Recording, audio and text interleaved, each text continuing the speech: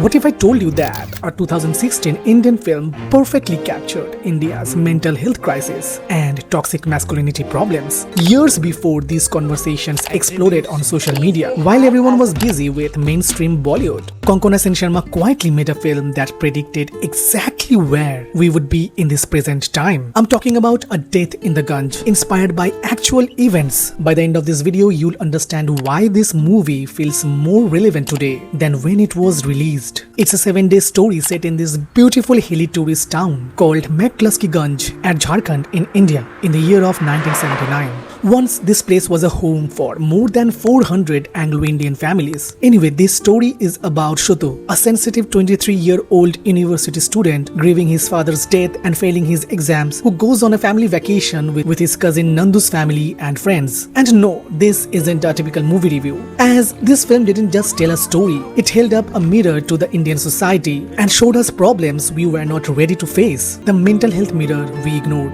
Back in 2016, when mental health was still whispered about in hushed tones, A Death in the Gunj put a spotlight on something we desperately needed to see. Shutu, the main character played brilliantly by Vikrant Massey, isn't just a character. He represents every sensitive young man in India who's been told to man up instead of getting help. Shutu is dealing with his father's death, failing in college and struggling with his identity. But instead of support, what does he get? Constant ridicule from his cousin Nandu and his friends, and the soul-crushing moment when even his love interest Mimi uses him for her own entertainment. Sound familiar to toxic masculinity? It should, because this is probably happening in many Indian households right now. Toxic masculinity before the hashtags. Here's what blew my mind. This film dissected toxic masculinity. We started having serious conversation about emotional abuse. Even recent films like Dear Zindagi and Tamasha started conversations about mental health, but I think they did it safely, with star power and happy endings. When the movie Thappar came out and everyone praised it for showing subtle abuse, I thought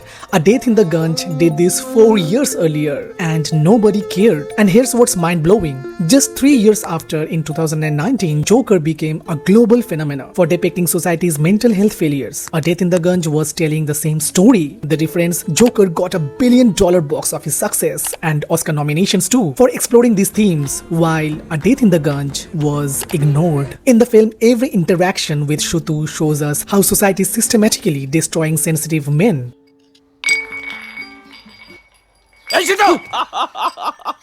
See how nobody, and I mean nobody, takes his emotional state seriously. 10 and 2, Shutu, 10 and 2, Shutu, hand position 10 and 2. Be glad that my dad's not teaching you. You know what he did when I made a mistake? The film shows us that being a soft man in Indian culture isn't just tricky, it's dangerous. For example, in the movie, there is a kabaddi scene where Shutu's gentleness is constantly weaponized against him. The character Vikram, played by Ranveer Shore, doesn't just tease him, he systematically destroys his confidence. Or the planchette scene, where we can understand Shutu's innocence as a 23-year-old boy when he says he does not want to harm souls by calling them. Because I think that it causes them a lot of pain or something like that. But still, the men in the movie intentionally exploit Shutu's recent and unaddressed trauma, as he was already struggling with the concept of death, the family dysfunction we don't talk about. What makes this film prophetic is how it exposes family dynamics that we are only now beginning to question. The adults in the film are so absorbed in their own drama that they miss entirely Shutu's deteriorating mental health. This isn't just neglect. It's systemic emotional abandonment disguised as normal family behavior. How many families today are still operating exactly like this? How many Shutus are suffering in silence while their families or society around them chase their own entertainment and ignore the warning signs? The only Indian movie that feels like a short story. Everything about this film screams the literary adaptation, and it is based on Mukul Sharma's evocative short story. But what makes this cinematic poetry is how director Konkona Sen Sharma used visual languages to mirror Shutu's psychological isolation. That opening car sequence through the misty hills feels claustrophobic, trapping us in the same suffocating space as Shutu. The haunting bonfire scene uses shadows and darkness to visualize how Shutu exists on the margins of every family gathering. Each deliberate shot reflects Shutu's growing invisibility. Wide shots that dwarf him, close-up that captured his silent suffering, and the group scene where he is always positioned as the outsider. The film also uses muted earthy tones tones and washed out colors like soft browns, beige, and grays, reflecting Shutu's own emotional state.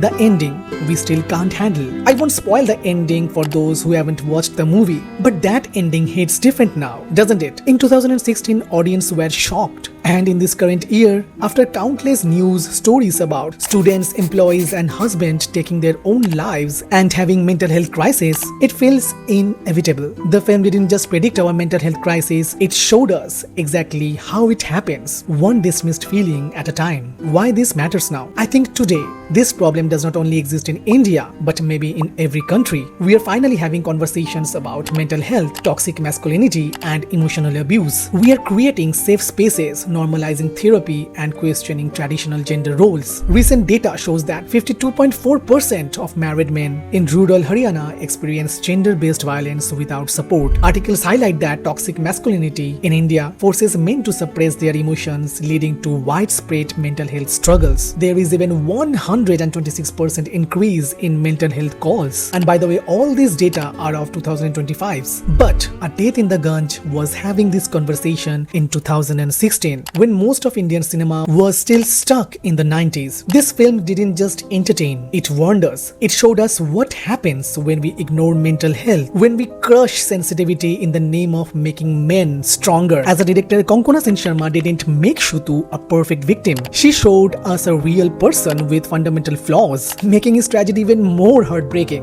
Because when someone who is so relatable like Shutu breaks down, you realize it could be anyone. It could be your brother, your friend, and even you. And if you haven't watched A Death in the Gunj, do it now. But I'm telling you beforehand, it's not an easy watch, but it's necessary. And if you have already seen it, watch it again. I guarantee you'll catch the details you missed the first time. And by the way, on a lighter note, our own Binod was there in the movie too, in a small but good role. Meet you in the next.